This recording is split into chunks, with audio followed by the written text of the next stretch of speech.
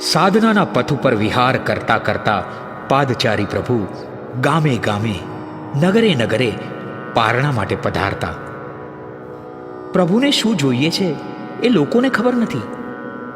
પ્રભુને હજુ બધા રાજા જ માનતા હતા. ભિક્ષાદાનની કોઈને ખબર નથી. ભિક્ષા વિના પણ પરમાત્મા પ્રસન્ન રહેતા. પારણા માટે બારણે આવીને પાછા જતા. લોકો કહેતા, નાથ, દિવ્ય વસ્ત્રો લ્યો, દિવ્ય પુષ્પમાળા લ્યો, દિવ્ય આભૂષણોથી કૃતાર્થ કરો, વાજિંત્રો સ્વીકારો, અપ્સરાઓ લઈ અમને સફળ કરો.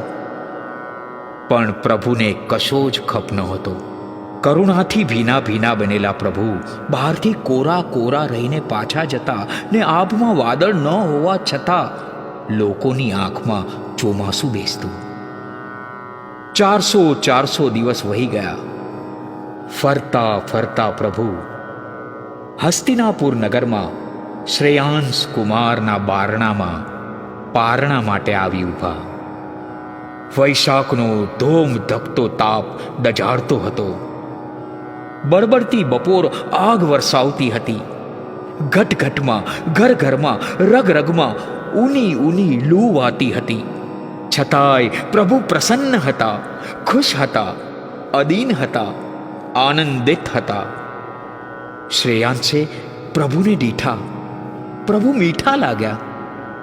શ્રેયાંશ કુમારને પ્રભુ સાથે નવભવની પ્રીતિ હતી. જુગ જુગ જૂનો એ પ્રેમ જાગૃત થયો અને શ્રેયાંશે ત્યારે જ કોક ખેડૂતે લાવી મૂકેલા શેરડી રસના ઘડાથી પ્રભુને પારણું કરાવ્યું. જય જયકાર થયો. દેવોએ વસુધરા વરસાવી. અહો દાનમની ઘોષણા થઈ. દિવ્ય પુષ્પવૃષ્ટિ થઈ. આનંદ આનંદ છવાઈ ગયો. હરખના હિંડોળા બંધાયા.